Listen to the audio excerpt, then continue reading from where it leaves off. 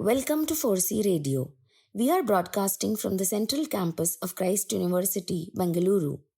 4C Radio is brought to you by the Department of Media Studies of Christ University. For all who are looking for a platform that focuses on communities, commons, climate, and communication, this is the place to be.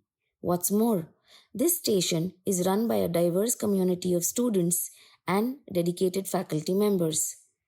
Tune in to experience hard-hitting interviews, fact checks, myth-busting, on-ground stories, campus news, and more.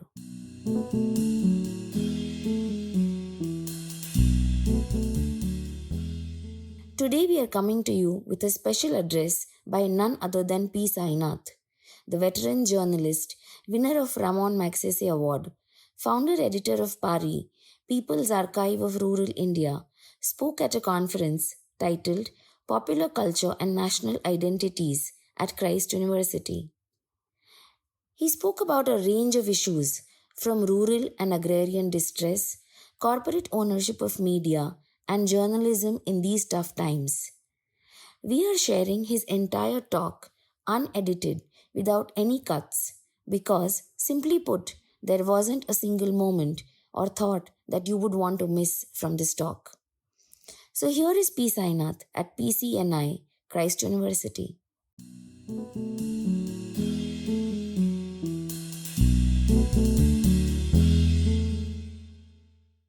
What changes when rural India tells its own stories rather than being spoken for? That's a tall order, but we'll take a shot at it. First and foremost, what the heck is rural anyway? Yeah. You know, if you look at the full expanded census of India,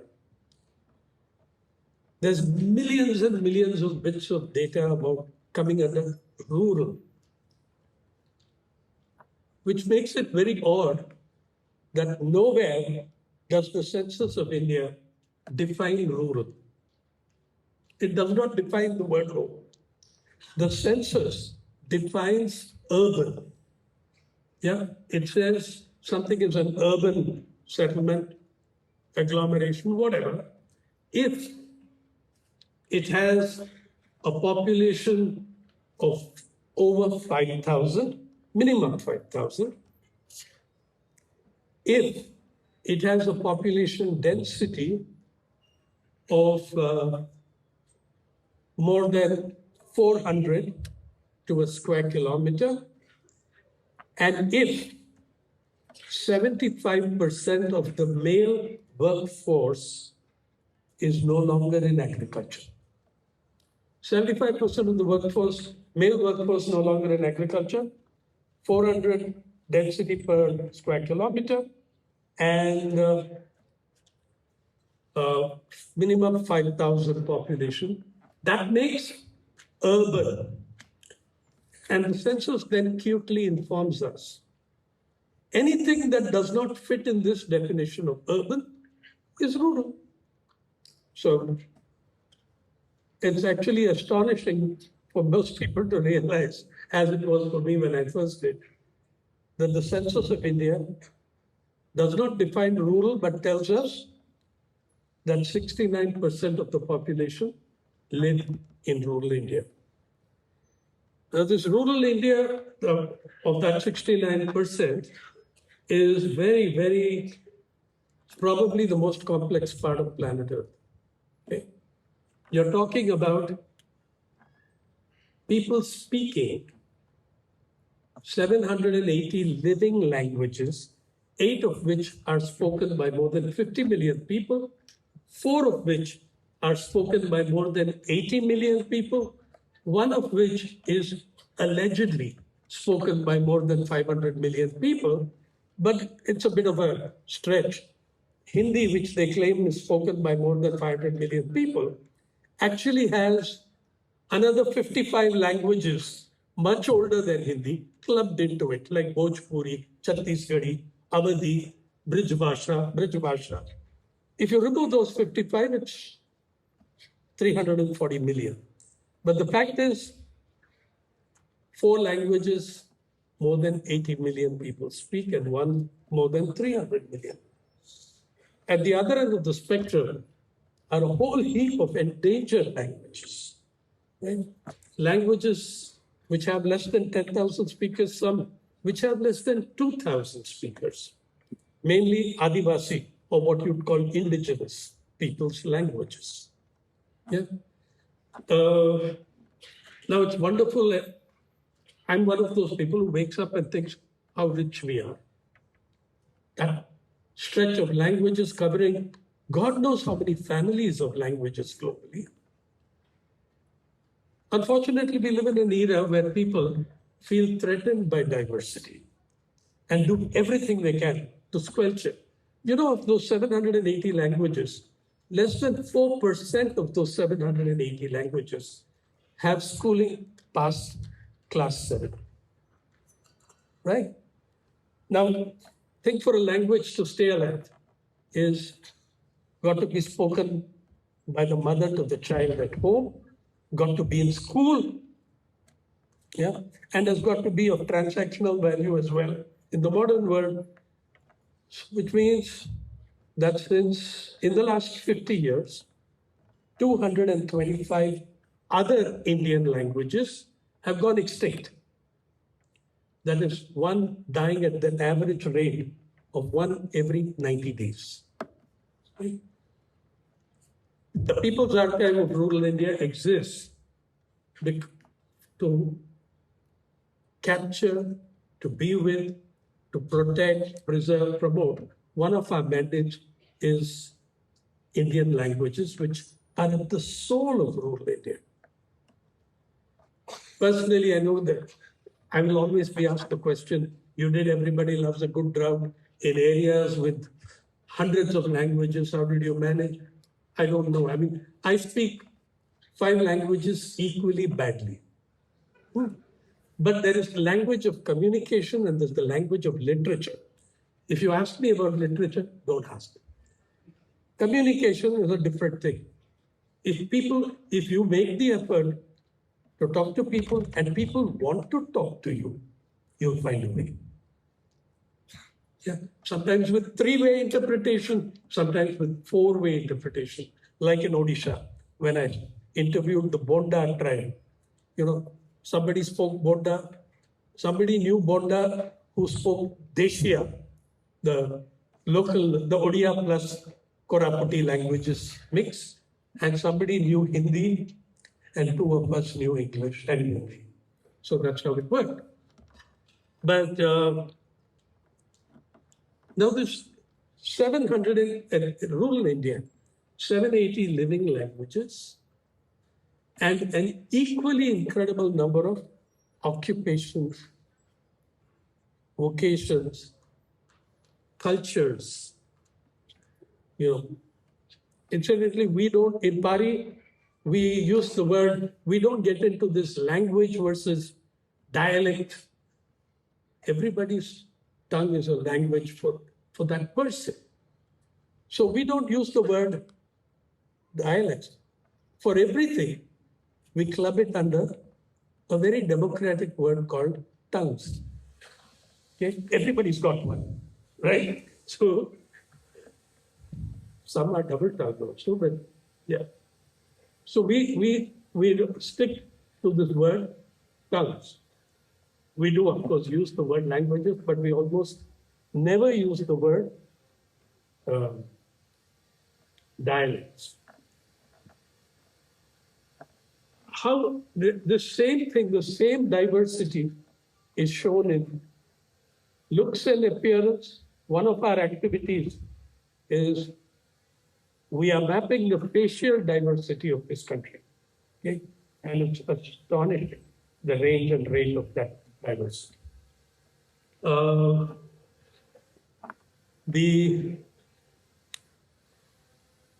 This incredibly complex entity called Rural India, which consists, in our count, of 95 natural, physical, or historical regions. We try to report from every one of them. in the main media or legacy media or social, whatever you want to call it, never more, pick up the newspaper, never more than 6 or 7 regions find themselves in the newspaper. And the Center for Media Studies, the oldest media monitoring organization in India, struggling for existence because newspapers don't patronize it anymore. They go to market research companies, right? They don't want to know about their readers. They want to know how much the readers can buy. So the CMS last gave me these numbers on a request from me. They had done a survey of 6 Indian newspapers, 3 Hindi, 3 English, 6 Indian television channels, 3 Hindi, 3 English, covering the largest audiences you can imagine. Rural India, 69% of the population, on the front pages of the national dailies, scored an average of 0.67%. 69% of the population, 0.67% of news of rural origin on the front page of national dailies. By the way, the national daily is also acutely defined. It means anyone who has an edition coming out of Delhi, even if that is the only edition, because it's coming out of the national capital. The rest of us are anti-national. I mean, widely acknowledged fact these days, right? So, and widely propagated fact by the government, surely. So, guys, one thing, since there are so many of you from media studies and from journalism here, going to lay down a certain basic thing for you. Media and journalism are two very different entities in our time. Yeah? Media are corporations, institutions. They are rent-seeking, profit-making institutions. And as I was in Delhi a month ago and listening to people prose on about the duty of the media is to inform the public, to build democracy. It is not the duty of the media to inform the public. It is not the duty of the media to build democracy. The duty of the media is to make money for its owners. Those demands you make it of journalism. That's another thing altogether. You make those demands of journalists, not of media. I mean, please tell me what social conscience you're appealing to if you are addressing these questions to Elon Musk or Jeff Bezos. I mean, how stupid it feels. Now you're laughing. But day after day, they put up these stupid questions. Media duty to inform. It is not their duty. Their duty is to make money for their owners, and they do it damn well. The latest figures on Indian media and entertainment industry. If the business guys are interested, the source is Ernst & Young.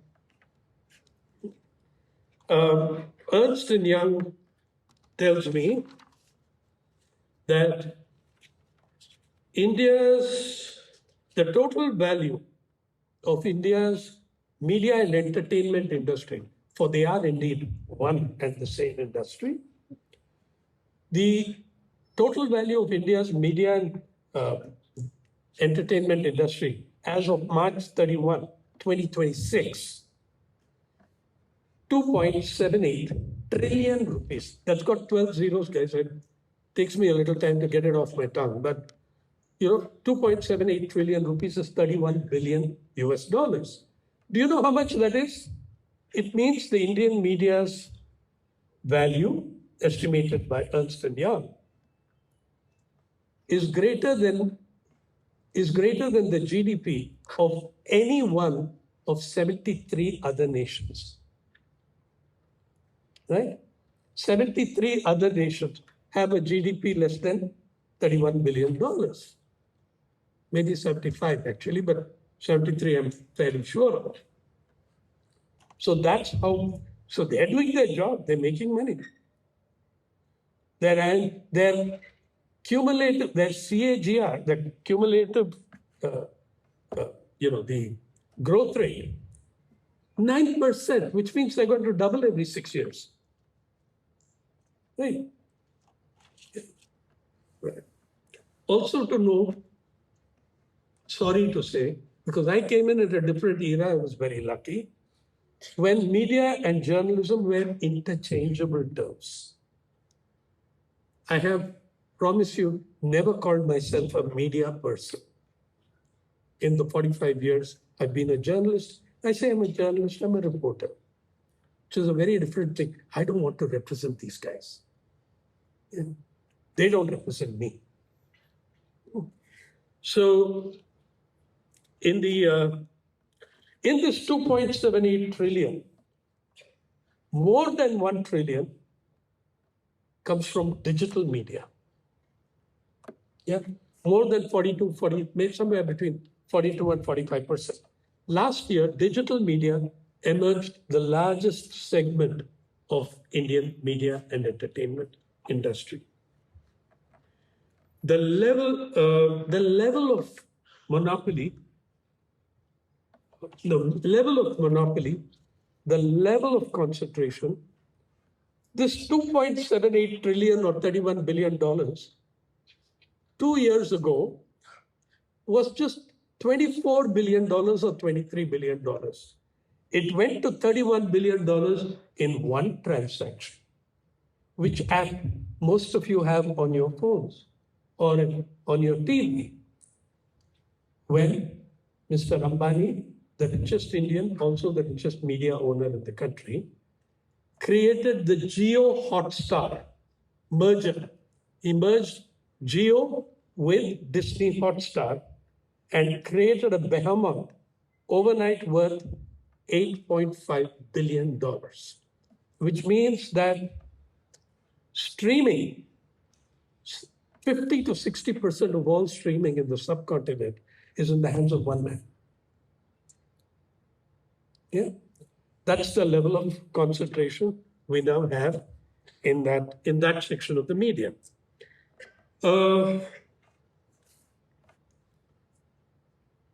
Now, why then, as Padma Kumar asks, do the media not cover rural India? Rural India doesn't make you money.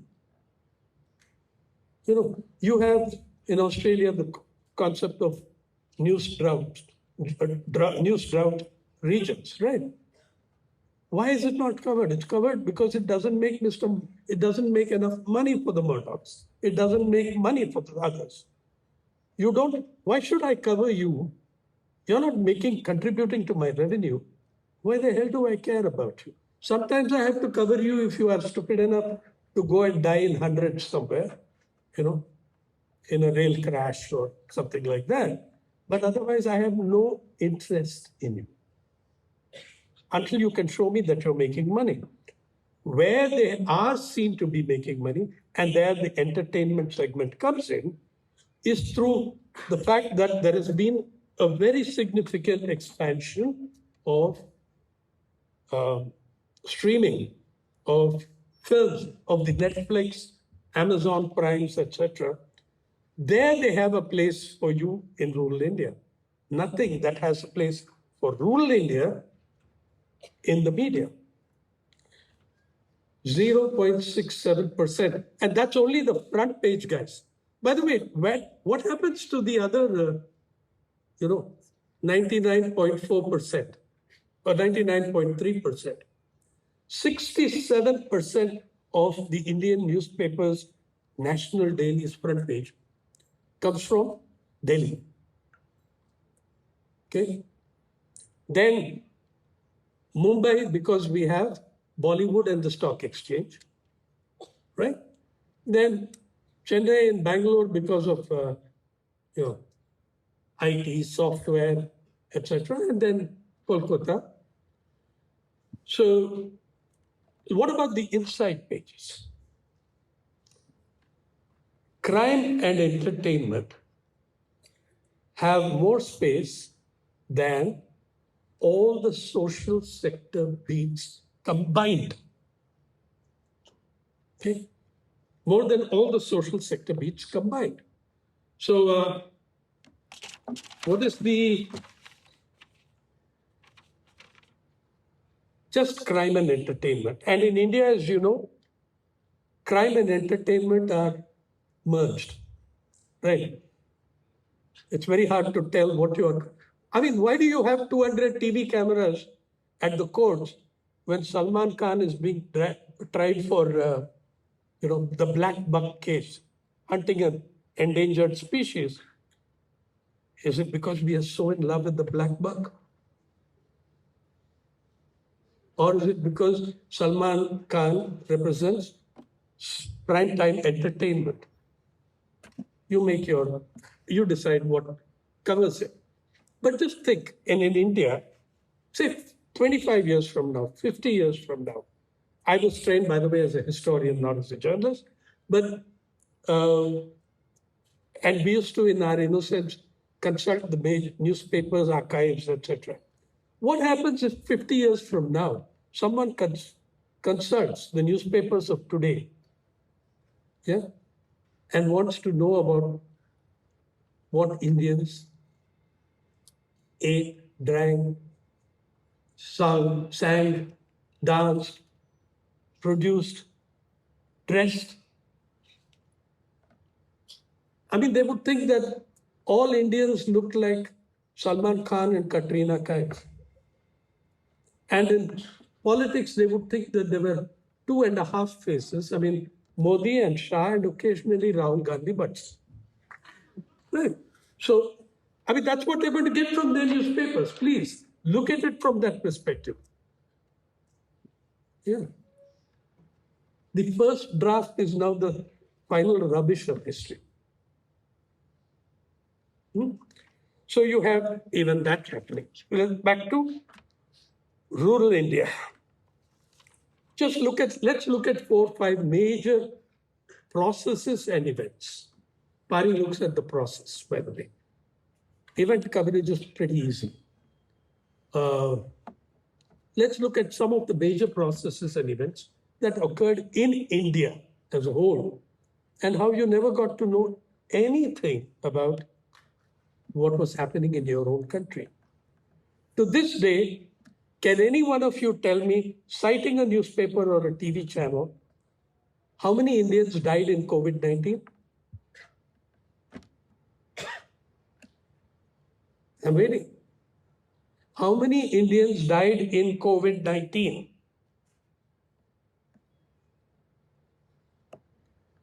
You see, when you're a totally commercialized institution called the media, owned by corporate giants like Mukesh Ambani, richest man in India, 12th richest or 19th richest, in the top 20 in the world, you are never going to endanger.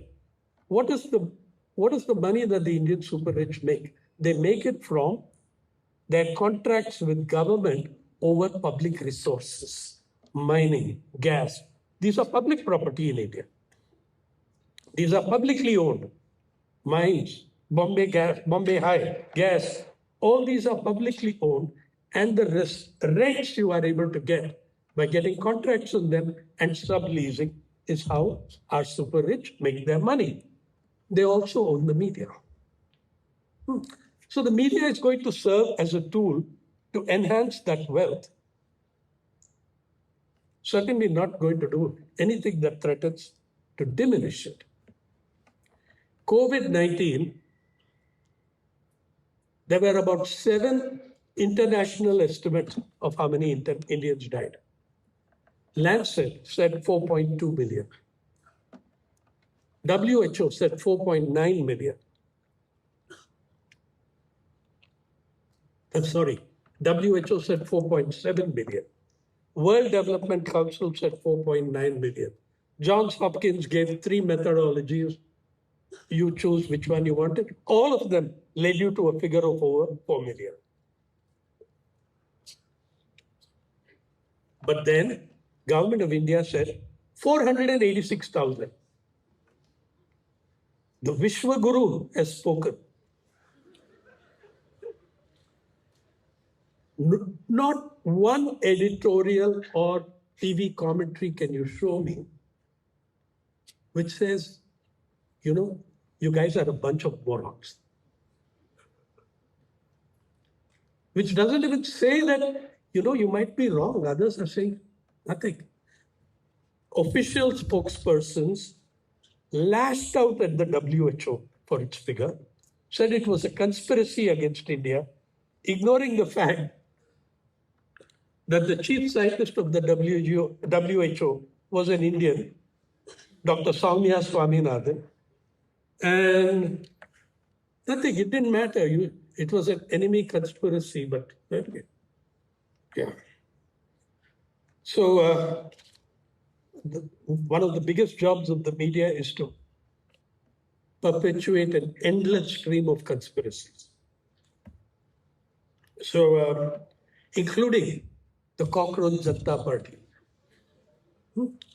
I mean, what should have been seen as an imaginative prank, you respond to it in using the words, a serious threat to national security.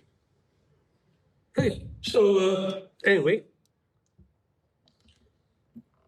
so none of you were able to put up your hand and tell me how many people died. I don't blame you. Your media didn't tell you. And those journalists who tried telling you are all confined to those ghettos we call independent media, including ourselves. Right. So does it make money or does it not make money? Simple. Follow the money.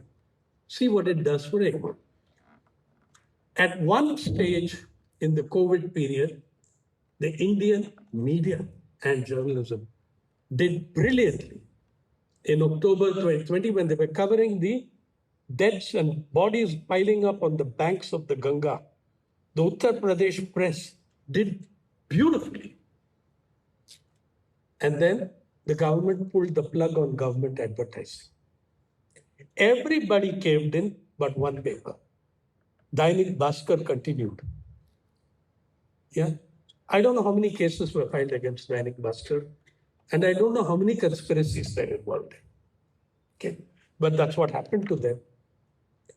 I rang up one of the news editors and said, are all these agencies? He said, there are agencies from the alphabet I don't know. I said, which all are there?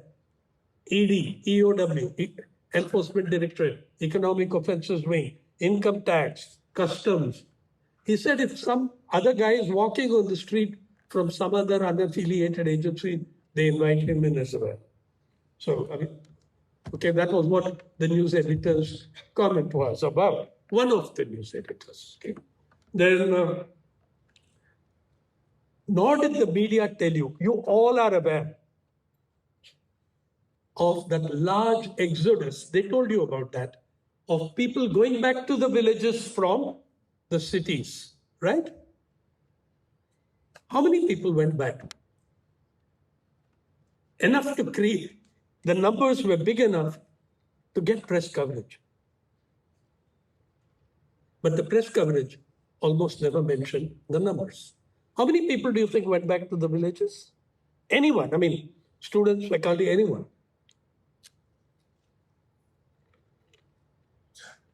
Anyone?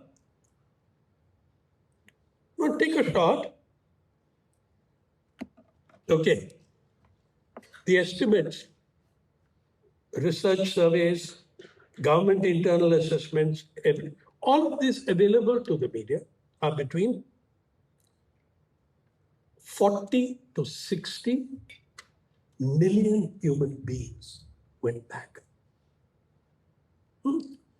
How do we know and put this together? For instance, you'll remember that on May 1st, 2020, so some of you would have been horribly young by then, but you can check it out.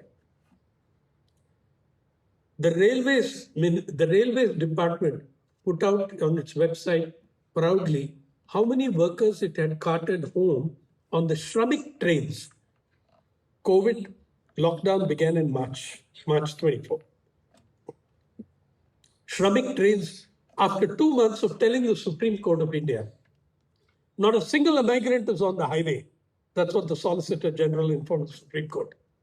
A month later, he informed the Supreme Court that there was 23,000 care and relief centers on the highway. For who? If there was nobody on the highway. Right?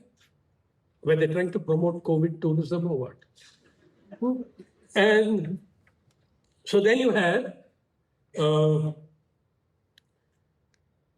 Shramik trains beginning in 25 days. You see, one of the interesting things about large governments, large countries, when you try suppressing something in multiple ministries, what one ministry censors as public should not know, another ministry puts out on its website as its achievement. So the Railways Department put out saying, in 25 days, we have transported nearly 10 million Indians back to.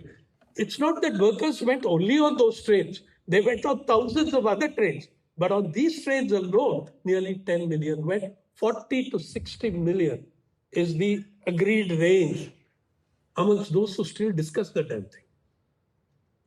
Yeah. That is the biggest migration in human history. Find me another that has 6 crore human beings moving back to the villages. Yeah. You saw, if you look at your newspapers, they accompany the migrants to the city boundaries, not after that. Yeah.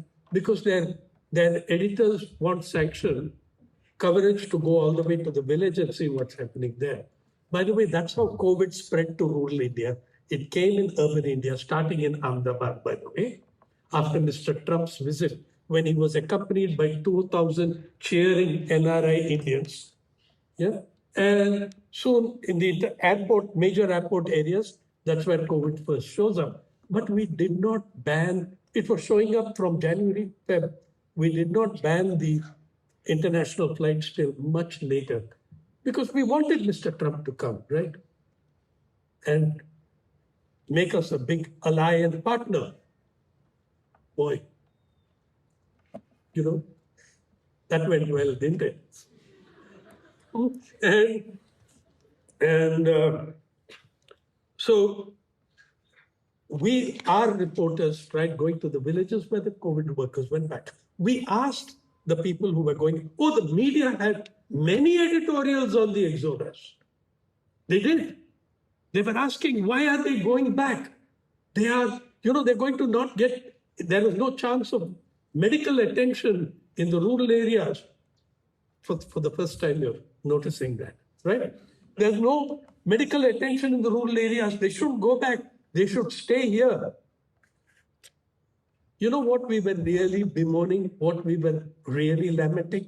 We were lamenting the loss of our servants, our nannies, our mochis, our gardeners, our malis, our tailors, our drivers. Cheap labor was going back. Do you know that Chennai, realty firms, real estate companies and construction companies in Chennai hired chartered flights to Bihar to try and persuade the workers who had fled to come back. Punjab's richest farmers sent buses to Bihar asking the agricultural laborers to return, promising them thrice the wage that they were getting earlier. The Shramik trains I told you about. So you have, also in answer to Padma Kumar's question, the nationalist narrative is a misnomer. The great nationalist uprisings under British rule, every one of them started in the villages, not in a city. Our telling, if you look at the school students and their textbooks, this was all the doing of a bunch of Oxbridge educated, mainly lawyers. Right? And in fact, what happened? We talk about the 1857 mutiny. There was no mutiny. Mutiny is an uprising against a duly constituted government. We were under a bloody colonial power that had no legitimacy at all to be where it was. It was an agrarian uprising. Remember, the soldiers who revolted may have been in a city. They were in barracks. They were not citizens of Lucknow, Kanpur, or Meerut. They were farmers from the adjoining Awadh areas whose lands had been dispossessed by British land revenue officials. They were farmers finding out in the famine of 1856 that their extended family of 28 had died of starvation. By the way, from that day to this day, the Indian Jawan is a Kisan in uniform to this day. Meaning the Indian soldier is a peasant in uniform. I'm not talking about Air Force and Navy, but the Army. It was a system that the British utilized a lot. You got a piece of land when you served the Raj. So this 1857 onwards, all these were agrarian uprisings. They were uprisings of farmers, farm workers, workers in the cities. It was industrial workers. Right?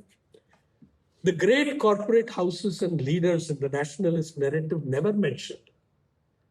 In 1857, held public prayers praying for the success of the British troops to prevail over the Indian revolutionaries. That's who your corporate houses were, and that's what they did. Right. Now, what does popular culture do here? By the way, popular culture derives a hell of a lot from the rural. It derives a hell of a lot from rural India, appropriates a lot from rural India, tucks it up, dresses it up, and presents it in its own way through Bollywood, through WhatsApp, through whatever else. Yeah, but that is pretty much drawn from rural India. How many of you know that over a 75-year period, most Hindi film hit scripts were written by Urdu writers? They wrote in Urdu, the script writers. So today, if you acknowledge that, I mean, don't go home tonight. Yeah.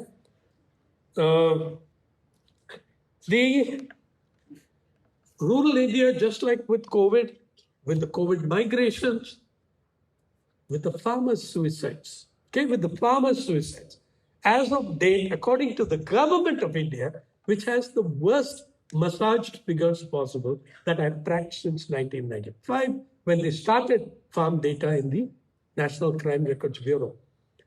Farm suicides are recorded in the National Crime Records Bureau. You know, suicide's a crime. You commit it and we'll teach you never to do it again.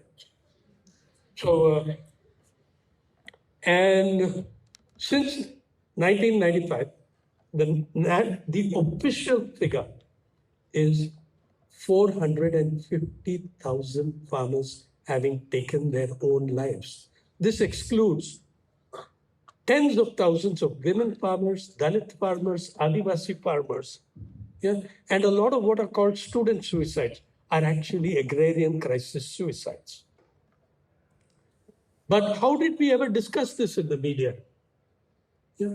One of the leading representatives of the leading media, the great journalism of courage and all that, once asked me in public, challenged it, and said, that was when I was doing my rounds, finding out that we were concealing mass gradients. I was asked publicly more than once, sir, the collector of that area had written a note about the increase in alcohol consumption and said that the farmers are committing suicide because of this. And I was challenged by a correspondent, a journalism of equal years of experience to mine, and who had lived in that area for 25 years. Sir, is it not a fact that these fellows are all committing suicide because they drink too much? I said, you have a point about alcoholism being a problem. But damn it, and this was at an annual journalist conference in that region.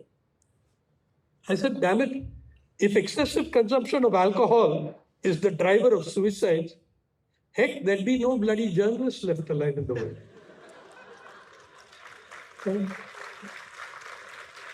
And very few academics. And no human rights activists at all. Okay. So this kind of dismissive narratives, this kind of dismissal stuff, 20 years later, they begin to accept that there's an agrarian crisis. Parliament sets up things. In 2007, I was actually called to address them in Parliament. The Lok Sabha speaker had a speaker sessions for the outside speakers. And how out of touch they were with their constituents. The single biggest problem of rural India is the single biggest problem of urban India. It's the single biggest problem almost anywhere in the world. It is the incredible, grotesque levels of inequality. That is the biggest problem. Yeah. Let me tell you through your parliament. Crorepati's. Crorepati means multi-millionaire. Okay? Crorepati is multi-millionaires, for those who don't know the term.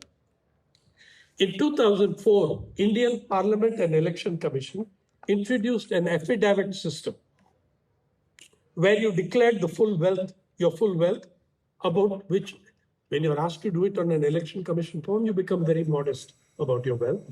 But still, you are required to state your full wealth and the breakup.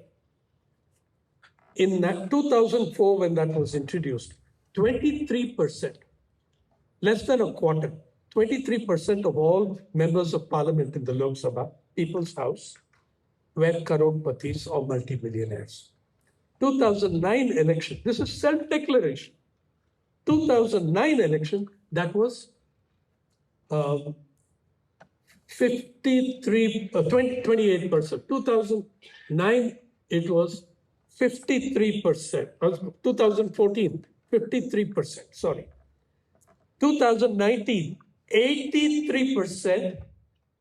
2024, 93% of India's members of parliament are multimillionaires expected to represent the poorest Indians in their constituencies. How well do you think that's going to go? Yeah. 3 days after an election result, 100 MLAs from one party defect to another. You know, it's not as if there was any time for ideological differences. Yeah. They went where the money is, where the power is. And that's one more thing that I want to tell you guys. Apart from shedding all these shibboleths of the duty of the media, you know, another thing, here's one for journalism. I agree there's a certain truth in it. I agree. I'm sorry, I'm going to take a little more than 5 minutes. Yeah.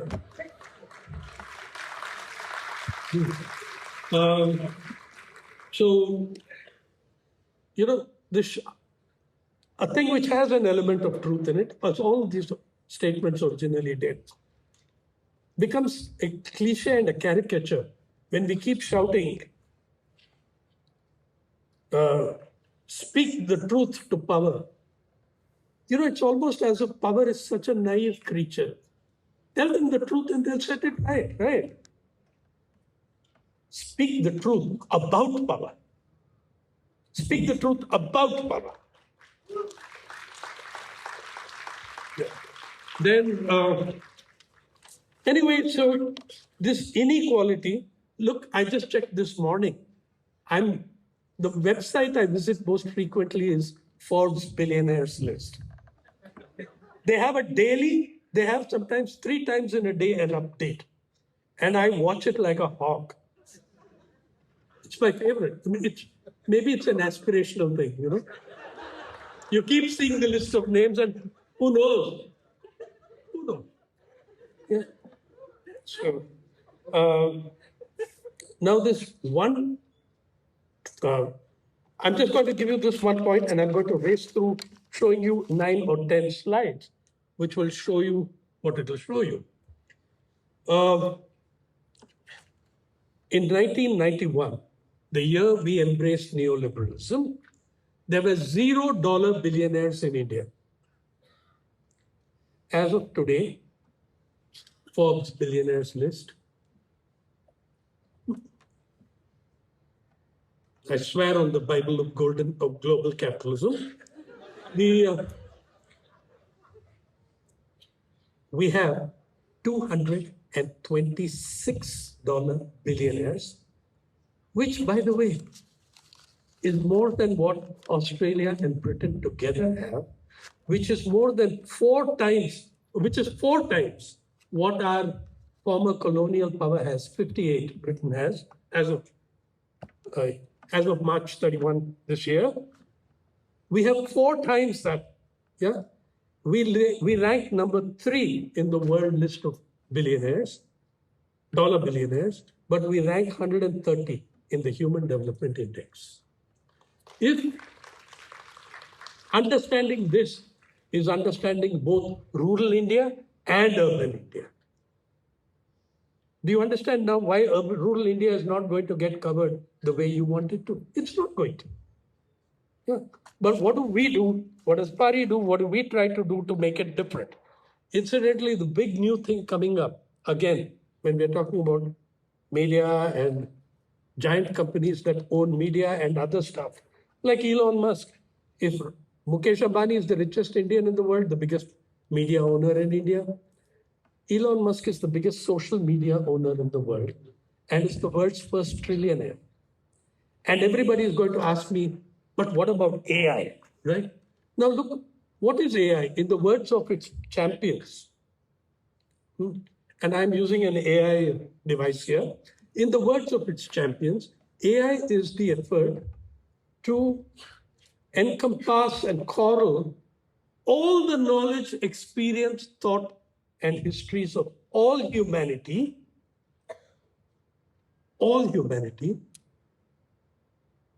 and monetize that for a bunch of billionaires, one of who has since become a trillionaire.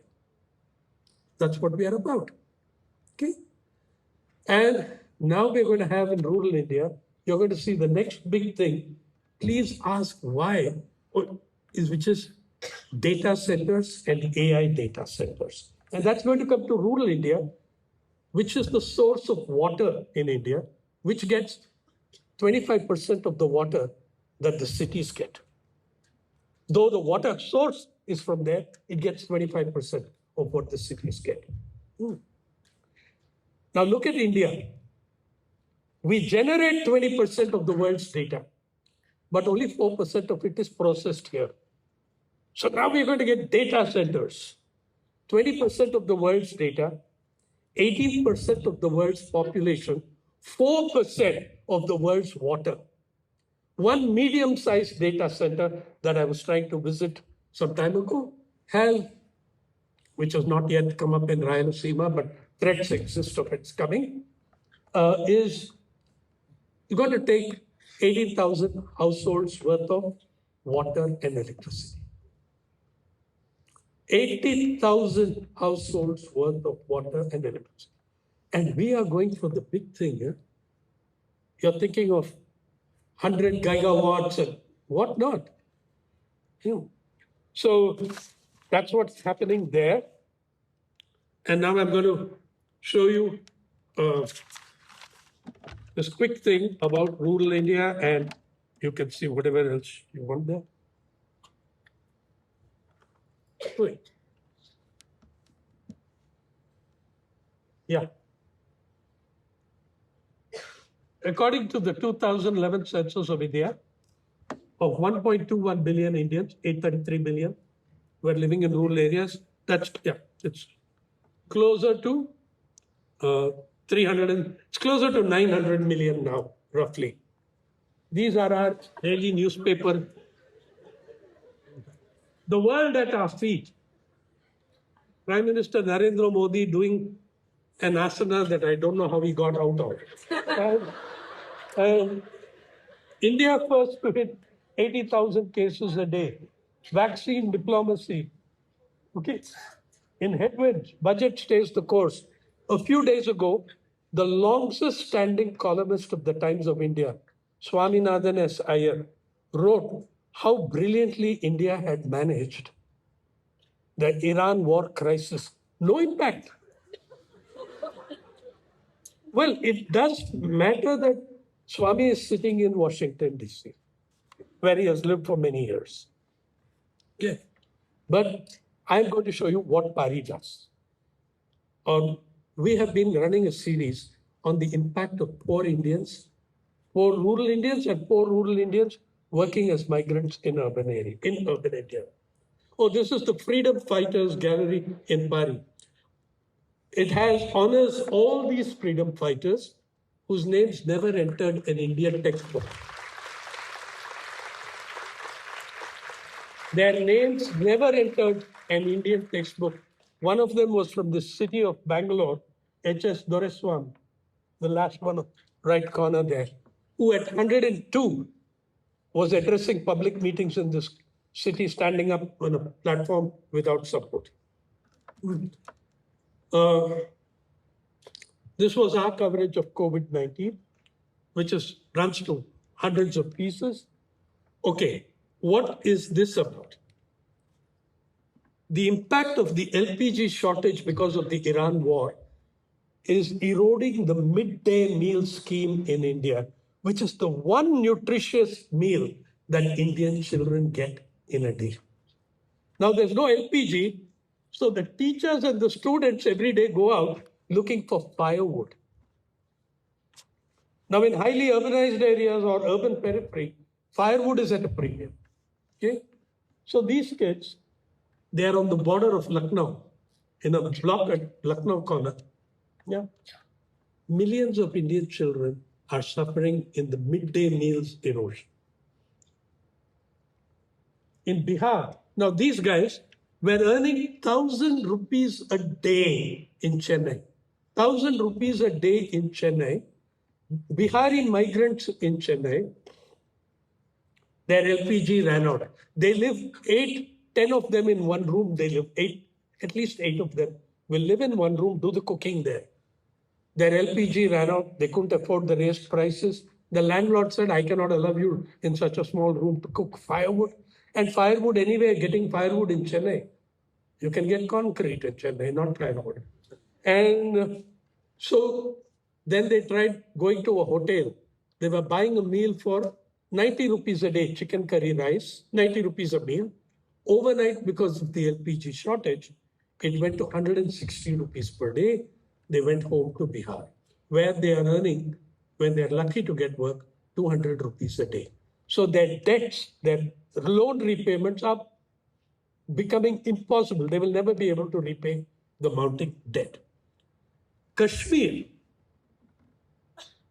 it has devastated the wedding season in Kashmir because the Kashmiri wedding, rich, poor, whatever you are, it has a wazwan, an approach to wedding cookings. Wazwan, 7 dishes compulsory. Some of them of Central Asian descent 1100 years ago. Now, the cooks are going without work and firewood is costing double what LPG would cost. Yeah, and they're not getting that firewood. So weddings have been put on hold. Wedding organizers have pulled out of particular dates because they can't assure that the food feasts will take place and the people can't afford it. Punjab, it's pushing farmers in Punjab further down the debt trap. Now look at the size of those drums.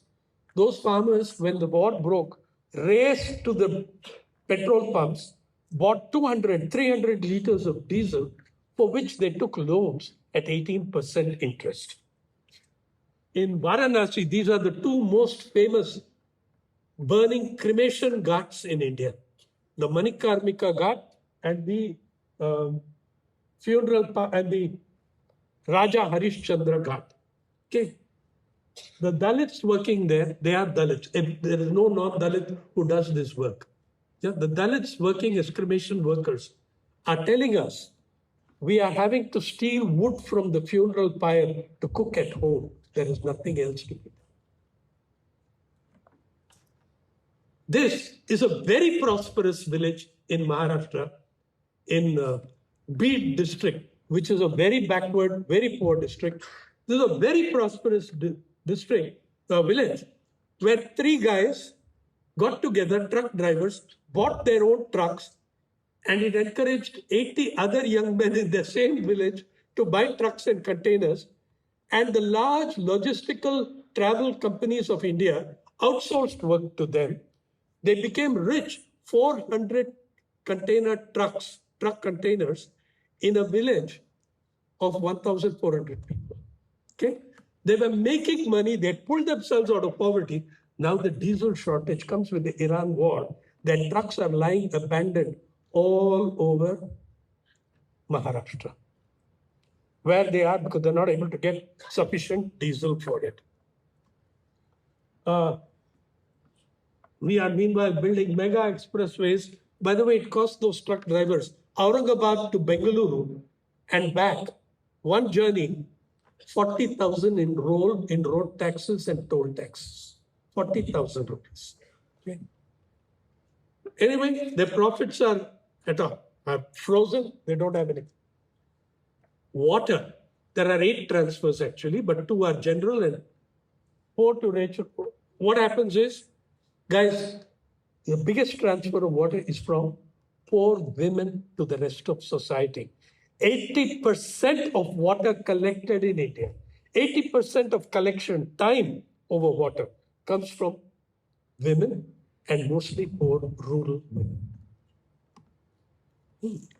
So, and women and girls are the ones more vulnerable to abuse, attack, and ill health, affecting their ability to study and work. Women, water, and the world,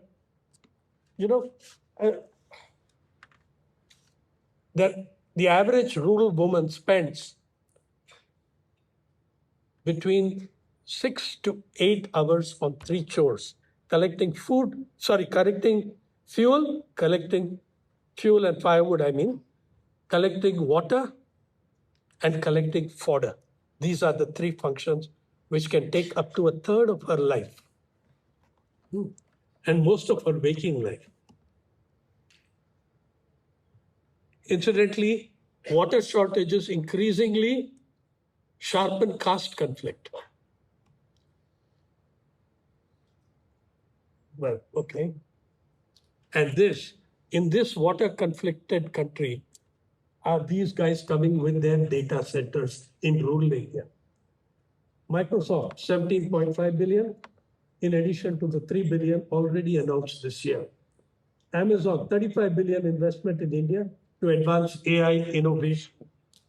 Google and Meta, USD 115 billion to border largest data centers outside US in Visakhapatnam. By the way, city after city, town after town in the US is passing laws banning data centers, and that's why they're coming here, not because you're brilliant software geniuses, for God's sake. OpenAI and Tata Group, they're beginning with 100 megawatts of capacity, scaling up to 1 gigawatt over time. Adani Group, $100 billion investment. Where is the electricity going to come from? Where is the water going to come from? 18% of the world's population, 4% of its fresh water. Hyperscale data centers require, all this is rural India. Missing in your narrative in the mainstream media. Require huge amounts of power, lots of land, enormous quantity of fresh water. In India, the expanding data centers are encroaching on the water supply of neighborhoods where the poorest communities bear the brunt. Across India, data centers consumed 150 billion liters of water last year, figure that's poised to double by 2030. And this is Mr. Naidu's latest advertisement for Vizag. The G in Vizag now stands for Google because it's got a 15 billion data center deal. Guys, incidentally, I've taken exactly an hour from the time I started. Thank you. Thank you for your patience.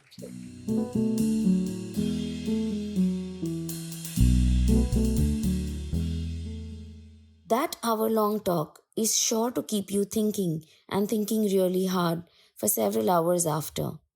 Resistance of our farmers, be it near Delhi or near Bidadi in Karnataka, is something that we all need to engage with deeply and as constructively as we can.